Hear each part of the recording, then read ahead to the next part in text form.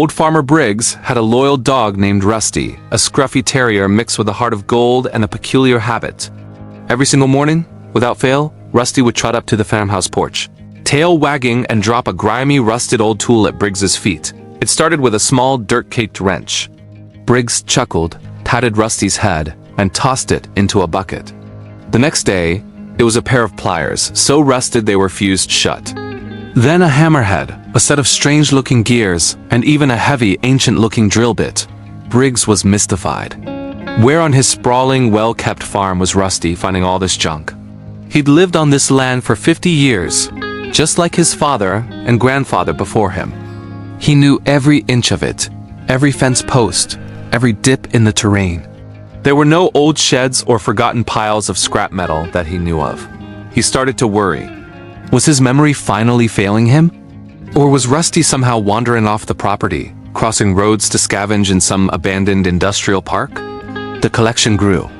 The bucket overflowed, and Briggs started a pile by the barn.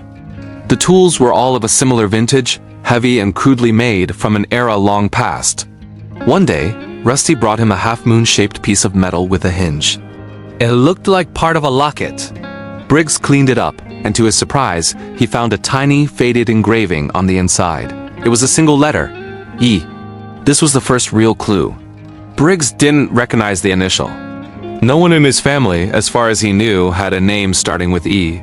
The mystery was now consuming him. He decided he had to follow Rusty, so the next morning he woke up before dawn and waited. As the sun peeked over the horizon, Rusty emerged from his doghouse, stretched, and then took off with a determined trot. But he didn't head for the road. Instead, he darted towards the back pasture, a section of the farm that was rarely used, covered in thick woods and tangled undergrowth. Briggs followed at a distance, trying not to make a sound. Rusty led him deep into the woods, to a part of the property Briggs hadn't explored in decades. The dog suddenly stopped at a dense wall of overgrown ivy clinging to a rocky outcrop. He pulled at the leaves and whined, looking back at Briggs expectantly. Puzzled, Briggs pushed aside the thick curtain of green, and then he saw it. Hidden behind the ivy was a small, heavy wooden door, almost completely swallowed by the earth. The handle was rusted solid, but the door itself was slightly ajar.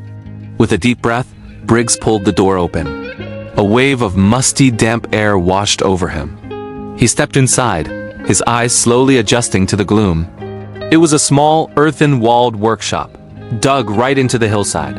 Sunlight streamed through a small, grimy glass pane set into the ceiling, and everywhere, absolutely everywhere, were tools.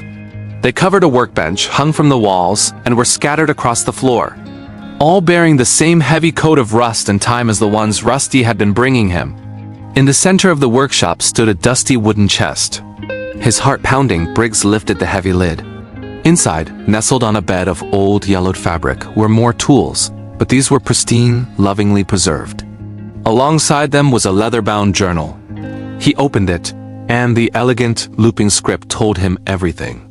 The journal belonged to Elias Briggs, his great-grandfather's younger brother. Elias was a brilliant but reclusive inventor. The family had always spoken of him as the eccentric one who left to seek his fortune in the city and was never heard from again. But the truth was right here.